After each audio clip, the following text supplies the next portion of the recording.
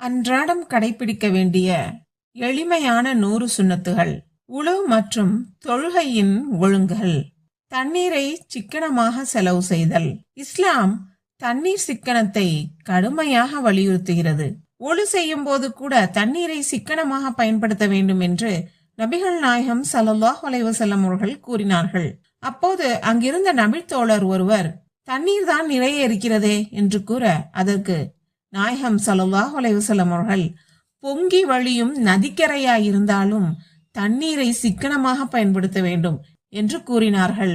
தண்ணீரின் சிக்கனத்தை நாம் அவசியம் உணர வேண்டும்.